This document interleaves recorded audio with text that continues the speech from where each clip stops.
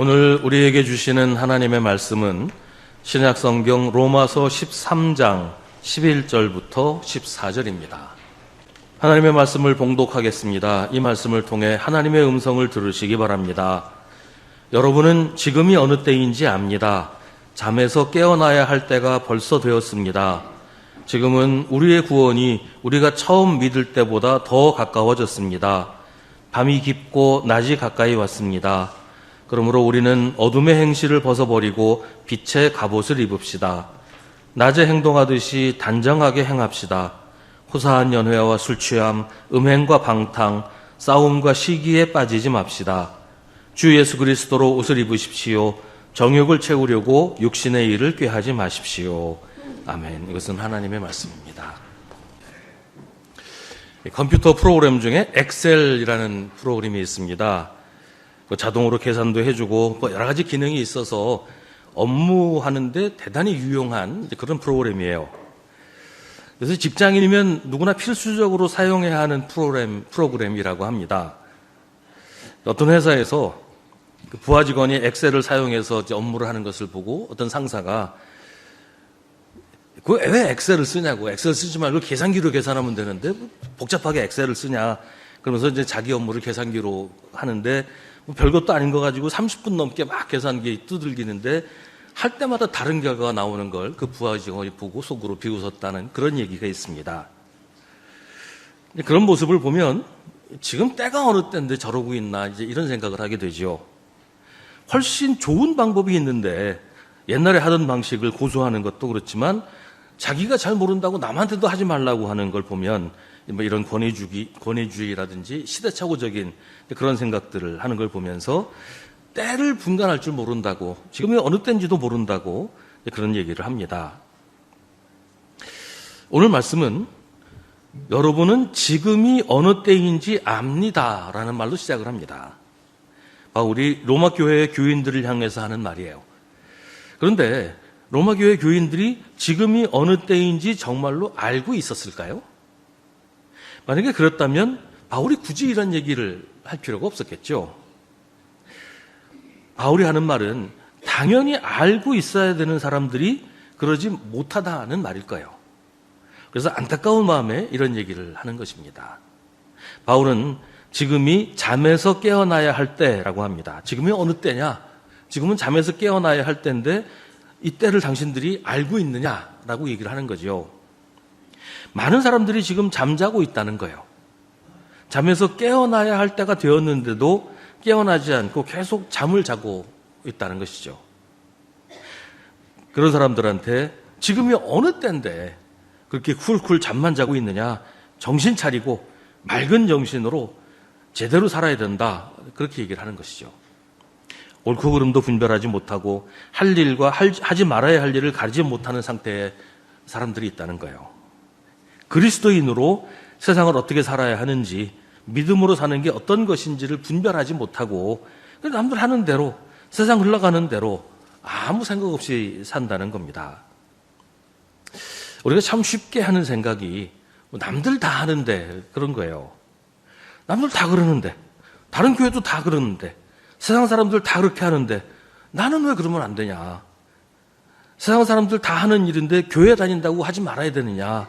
이런 생각들을 하지요. 성경은 그런 생각을 가리켜서 잠자는 것이라고 말합니다. 내가 예수 믿는 사람이라고 하는 의식이 없다는 거예요. 신앙에 대한 인식 없이 그냥 내키는 대로, 생각나는 대로, 되는 대로 사는 것, 이게 잠자는 거라는 말입니다.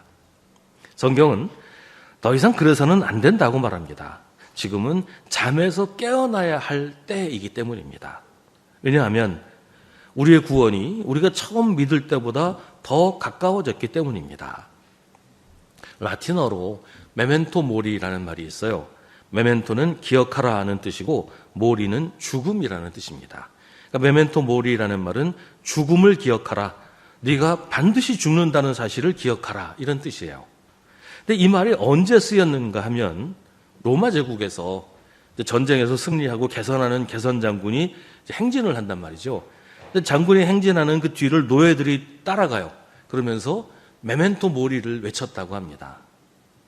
전쟁에서 이겼다고 교만해지지 말고 겸손하라. 지금은 이겼지만 너도 언젠가는 반드시 죽는다는 사실을 기억하고 겸손하라는 의미에서 그렇게 했다고 합니다. 오늘 성경도 같은 말을 해요. 우리의 구원이 우리가 처음 믿을 때보다 더 가까워졌다는 말은 예수님이 재림하실 때가 하루하루 다가오고 있다는 뜻이에요.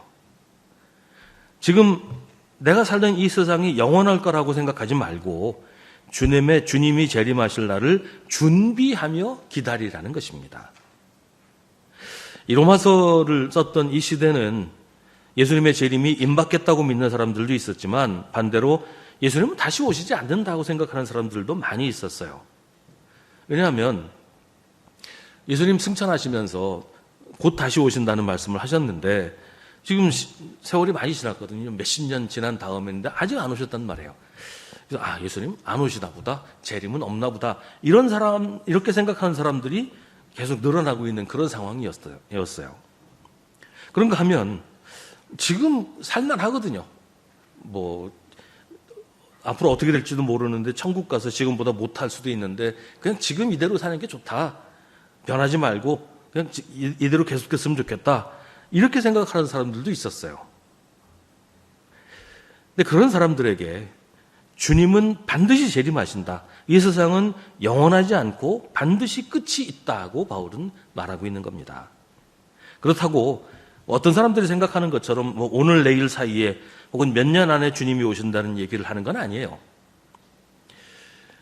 이 종말론 이야기를 할 때 여러 차례 이미 말씀을 드렸지만 우리는 다시 오실 주님을 기다리는 종말의 시대를 살고 있습니다. 이 종말의 시대는 지난번에 말씀드린 것처럼 선이 아니고 공간이라고 그랬잖아요. 종말의 시대라는 공간 안에 이미 우리가 들어와 있기 때문에 이 공간에 맞는 삶, 종말의 시대를 사는 모습으로 살아가야 된다. 그런 얘기죠. 이 세상은 영원하지 않고 주님은 반드시 오신다. 오늘은 어제보다 그날의 하루만큼 더 가까워졌다라는 것을 기억하라고 성경은 말하고 있는 것입니다. 종말을 준비하는 일, 종말의 시대를 살아가는 일은 더 이상 늦출 수 없는 긴박하고 시급한 일이라고 성경은 말합니다. 이게 시간적으로 그렇다는 말은 아니에요. 이미 우리가 종말이라고 하는 그 공간, 그 시대에 들어왔기 때문에 그 공간 안에서 살아가고 있는데 그 공간에 살아가기에 적합한 그런 모습으로 살아야 된다는 것이죠. 몇 년 전에 제 친척 가운데 한 분이 갑자기 돌아가셨어요. 그때가 이제 설 연휴 그 무렵이었는데 설 전에 몸이 좀 이상하다. 설 지나면 병원에 가야겠다고 생각했는데 설 연휴 중에 돌아가신 거예요. 그러니까 급성 심근경색으로 갑자기 세상을 떠나셨어요. 그러니까 바로 병원에 가셨어야 되는데 설 지나면 가지 그러다가 그렇게 됐다는 거예요. 주님의 재림을 준비하면서 종말의 시대를 준비하고 살아가는 것도 더 이상 늦출 수 없는 긴박하고 시급한 일이라는 겁니다. 내일 당장 주님이 오시는 건 아니라고 해도 내일 당장 주님이 오실 것처럼 오늘을 살아야 된다라고 성경은 말하고 있습니다. 전에 그런 얘기 많이 했던 기억이 나요. 아무리 죄를 지었어도 회개만 하면 구원받고 천국 간다. 그러니까 평생 마음대로 죄 짓고 살다가 죽기 직전에 회개하면 나도 천국 가겠네. 이런 얘기하는 사람들이 있었다는 거예요. 근데 여러분 어떻게 생각하세요? 그런 사람들도 구원 받을까요? 순전히 논리적으로만 생각하면 맞는 말이죠. 근데 회개는 눈속임이 아니에요. 이미 그런 마음으로 사는 사람은 진정으로 회개하지 못해요. 그냥 하나님 앞에서 잔꾀 부리겠다는 것밖에 더 되겠어요. 회개라는 것은 그렇게 나 회개합니다. 이렇게 해서 되는 게 아니란 말이죠. 하나님이 그런 잔꾀에 속아 넘어가실 거라고 생각하는 것 자체가 하나님을 모욕하는 것입니다. 더구나 우리가 언제 죽을지 누가 압니까? 죽기 직전에 회개한다는 게 가능하긴 하겠어요. 그러니 그런 잔머리는 통하지 않는다는 거예요. 지금 당장 회개하고 돌이키지 않으면 더 이상 기회가 없을 수도 있다. 우리의 구원이 우리가 처음 믿을 때보다 더 가까워졌다는 사실을 기억해야 한다는 것입니다. 12절은 밤이 깊고 낮이 가까이 왔다고 합니다. 잠에서 깨어나야 할 때이고 우리의 구원이 가까이 왔습니다. 지금은 예수님의 재림을 준비해야 할 때입니다. 더 이상 세상에 물들어서 아무 생각 없이 살아서는 안 되는 그런 때에 우리가 살고 있습니다. 더 이상 미룰 수 없는 긴박하고 시급한 때입니다. 그러므로 우리는 어둠의 행실을 벗어버리고 빛의 갑옷을 입어야 합니다. 어둠의 행실이란 13절에서 말하는 대로 호사한 연회와 술 취함, 음행과 방탕, 싸움과 시기에 빠져 살아가는 것입니다. 이런 일들은 당시 로마 사회에서 흔히 볼 수 있는 일이었어요. 로마가 세계적인 제국으로 성장하면서 엄청난 부와 권력을 쌓아서 가지게 되었거든요. 그러면서 상류층을 중심으로 이런 일들이 아주 두드러지게 나타났다고 해요. 로마의 귀족과 부유층 사이에서는 화려한 만찬과 연회가 성행했는데 그 디귿자형 소파에 비스듬히 누워서 계속 먹는 거예요. 음식 먹고 술 마시고 밤늦게까지 그런 파티를 매일 열었다는 거예요. 이게 사치와 향락의 일반적인 모습이었습니다. 부자들의 연회에서는 이국적인 식재료를 사용한 호화로운 요리가 여러 코스로 제공이 됐다고 해요. 근데 여러 코스로 제공이 되다 보니까 뒤에 나온 것도 먹고 싶거든요. 배는 뭐 터질 만큼 불렀는데 계속 먹어야 되니까 다음 음식을 더 먹기 위해서 구토를 하는 일까지도 있었다고 해요. 그래서 지금 발견된 로마의 유물들 중에는 구토를 도와주는 도구가 있답니다. 입속으로 집어넣어서 구토하게 만들어주는 그런 도구까지도 있었다는 거예요. 연회는 밤늦게까지 이어지면서 과도한 음주가 동반되었고 이는 연회의 분위기를 더욱 방탕하게 만드는 요소였습니다. 또한 상류층을 중심으로 혼외 관계나 불륜이 만연했다고 해요. 귀족 남성들 사이에서는 첩이나 애인을 두는 것이 흔한 일이었습니다. 로마가 목욕탕 문화가 아주 발달했다고 하잖아요. 지금 봐도 야, 이거 그 시대에 어떻게 이런 걸 만들었을까 할 정도로 목욕탕이 발달을 했는데 이 공중 목욕탕은 단순히 목욕을 하는 장소를 넘어서 사교와 운동과 휴식의 복합 공간이었으며 또 후대로 갈수록 일부 목욕탕에서 퇴폐적인 행위가 많이 벌어졌다고 합니다. 싸움과 시기도 로마 시대의 특징 가운데 하나입니다. 이제 황제의 권력을 둘러싼 황족이나 원로원 그리고 군부 사이에 끊임없는 권력 다툼과 암살이 발생했습니다. 특히 군인이 황제가 된 경우에는 계속 황제가 바뀌었어요. 황제가 되면 암살당하고 황제가 암살한 사람이 황제가 되면 또 암살하고 이런 식으로 계속 황제가 바뀌는 이런 일들이 있었어요. 그런가 하면 극심한 빈부격차도 동시에 있었습니다. 정복전쟁과 노예노동으로 인해서 막대한 부를 쌓은 소수의 귀족과는 달리 대다수 로마 시민들은 가난에 시달려야 했습니다. 부유층의 사치와 낭비는 빈민층에게 상대적인 박탈감과 시기를 불러일으키는 원인이 되었고 이게 이제 사회를 불안하게 만드는 이런 요소가 되었다는 것이죠. 이런 일들이 지금 바울이 로마서를 쓰는 이 시대의 로마 사회의 특징적인 모습이었다는 거예요. 풍요로움과 권력이 극에 달하면서 윤리의식은 해이해졌고 이런 퇴폐적인 모습은 후대 역사가들이 로마 제국이 쇠퇴한 여러 가지 원인들 가운데 중요한 이유로 꼽는 그런 것이 됐습니다. 성경은 이런 일들을 어둠의 행실이라고 부릅니다. 그러면서 이런 행실을 벗어버리라고 합니다. 이게 무슨 말이겠어요? 로마 교회의 교인들 중에도 이런 일을 하는 사람들이 있었다는 얘기죠. 앞에 말씀드린 황실이나 귀족들이 했던 그런 일을까지는 아니라고 해도 이런 식의 사치와 술 취함, 음행과 방탕, 싸움과 시기에 빠져 사는 사람들이 교회 안에도 있었다는 거예요. 그렇게 보면 초대교회는 참 엉망이었네 이런 생각도 들 수 있겠죠. 고린도 교회도 그렇고 오늘 말씀을 보면 로마 교회도 그렇고 교회가 이 모양이냐 이런 생각할 수도 있을 거예요. 근데 가만히 생각해 보면 지금 우리는 이 사람들보다 나을까요? 제대로 잘 믿는 사람들도 물론 많이 있겠지만 로마 교회 지금 바울이 지적하고 있는 이런 것들보다 훨씬 더 심한 일을 하는 이런 사람들이 교회 안에도 많이 있어요. 들려오는 이야기들을 보면 정말 이게 교회인가 싶을 정도의 일들이 지금 많이 벌어지고 있어요. 그래서 성경은 우리에게도 그런 어둠의 행실을 벗어버리라고 하는 겁니다. 그건 그리스도인의 모습이 아니기 때문입니다. 성경은 우리에게 빛의 갑옷을 입으라고 합니다. 빛의 갑옷은 주 예수 그리스도를 말합니다. 14절은 주 예수 그리스도로 옷을 입으라고 합니다. 예수 그리스도가 우리가 입어야 할 빛의 갑옷입니다. 빛의 갑옷은 스스로 빛을 내지요. 빛의 갑옷을 입으면 내가 빛을 내는 건 아니지만 우리가 입은 갑옷 때문에 우리 주변이 환해지게 된다는 거예요. 지금은 밤이 깊습니다. 낮이 가까이 왔다는 것은 아직은 낮이 아니고 밤이라는 얘기잖아요. 사방이 어두워서 보이지 않는 그런 때예요. 그런데 빛의 갑옷을 입으면 우리 주위가 환해집니다. 어둠이 물러가고 빛이 세상을 밝히게 됩니다. 우리가 예수 그리스도로 옷을 입으면, 우리가 예수님이 하신 일을 하고 예수님 말씀대로 살면 우리 주위가 환해집니다. 아무리 캄캄한 밤이라도 조명을 밝히면 환해지는 것처럼 환해지게 됩니다. 여러분, 축구장이나 야구장에 가서 야간 경기를 본 적이 있으신 분은 금방 아실 거예요.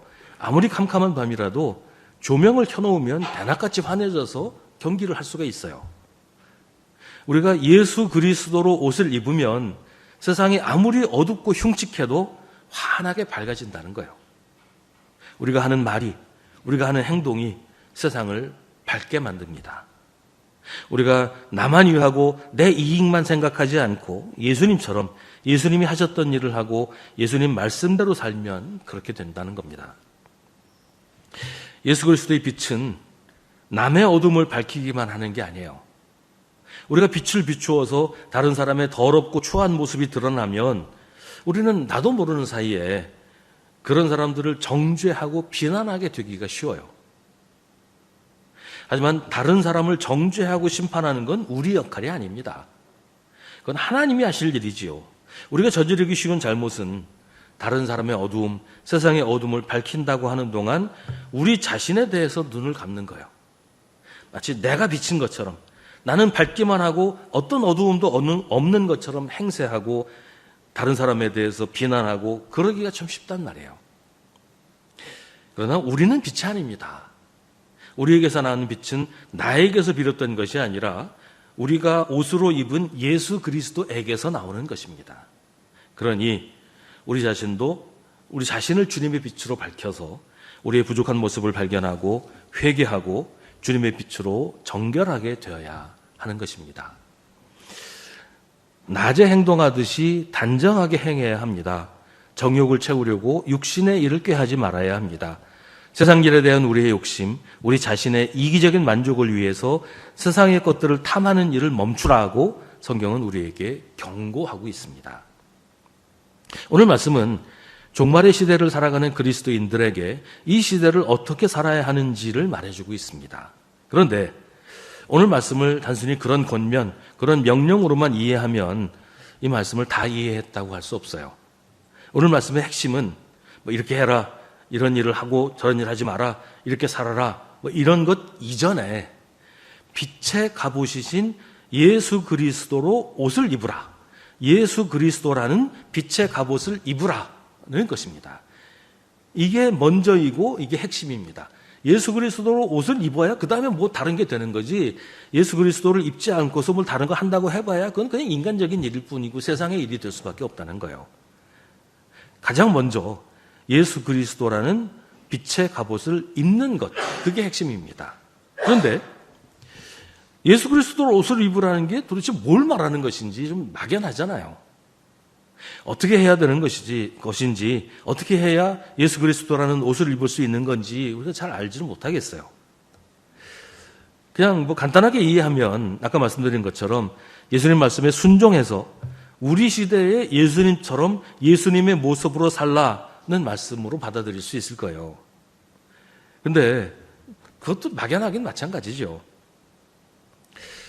예수 그리스도로 옷을 입으라는 것은 먼저 예수님이 기꺼이 우리의 옷이 되어주시겠다는 말이기도 해요. 예수님은 전혀 그럴 생각이 없는데 우리 멋대로 나는 예수님으로 옷을 입었다 이럴 수는 없잖아요. 예수님이 우리의 옷이 되어주시겠다고 먼저 결정하셨다는 거예요. 그러니까 우리가 예수님으로 옷을 입을 수가 있는 것이죠.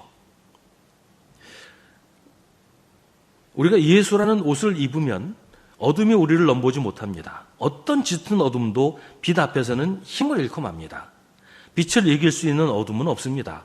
어둠이 빛을 이겨본 적도 없고 앞으로도 영원히 그렇습니다. 그 옷은 갑옷입니다.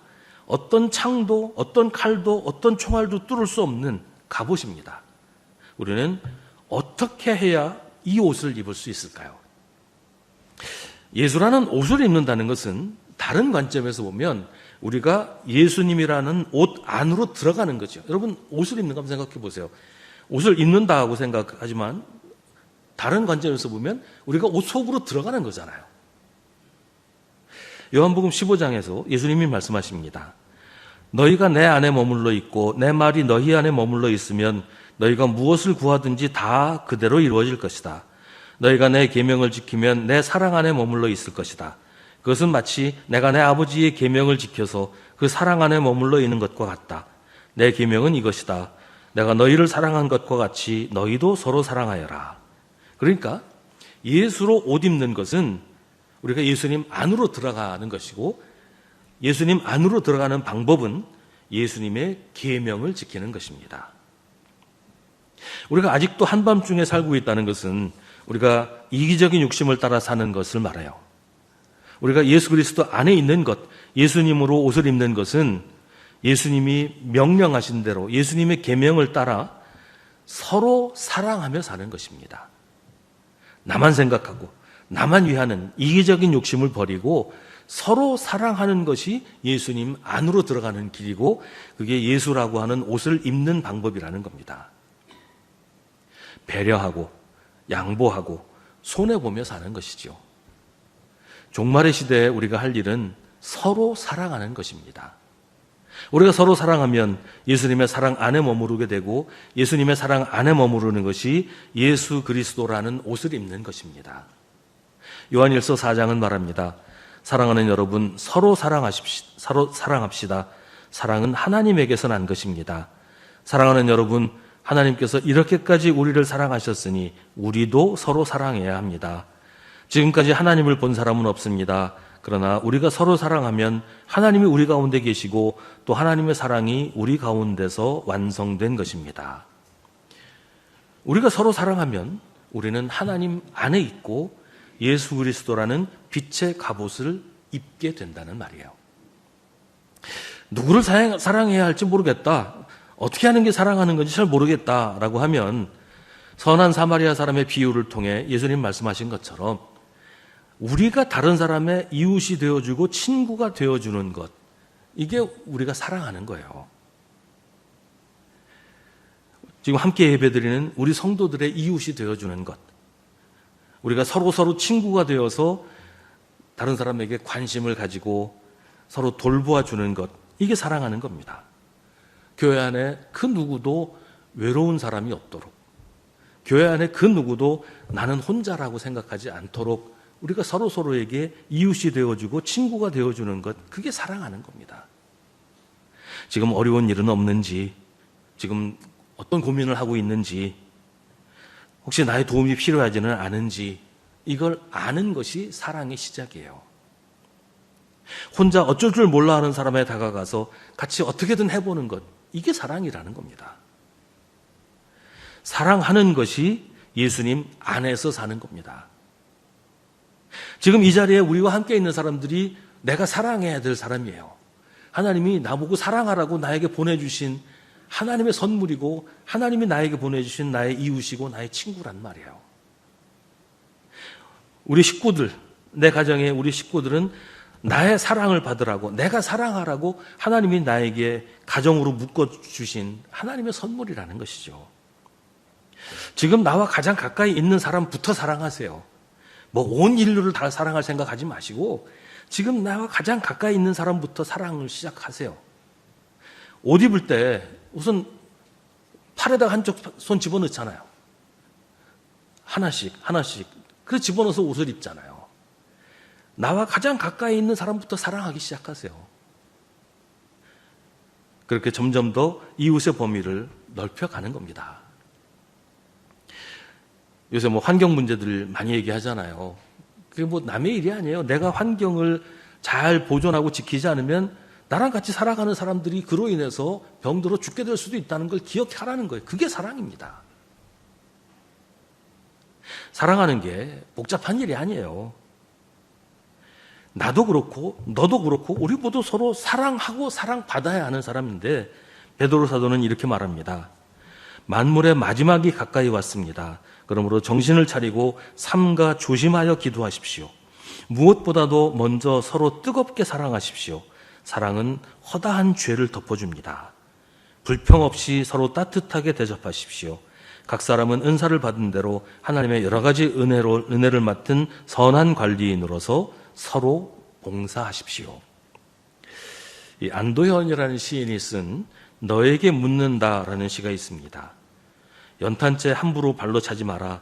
너는 누구에게 한 번이라도 뜨거운 사람이었느냐. 서로에게 조금만 더 따뜻해지는 것, 그게 사랑입니다. 화 2번 낼 거 1번만 내고 다음에는 화내지 않고 못마땅해도 그냥 웃어주는 것, 그게 사랑이에요. 뭘 그렇게 대단하게 잘못됐다고 화를 내고 그럽니까? 조금만 더 이해하고 조금만 더 용서하면 되는데 그게 사랑이라는 거예요. 내가 먼저 사랑하면 나도 사랑받고 있어요. 내가 사랑하지 않으면 누가 나를 사랑하겠어요? 내가 먼저 하면 다른 사람도 나를 사랑한단 말이에요. 내가 누군가를 사랑하면 누군가가 나를 사랑하고 있어요.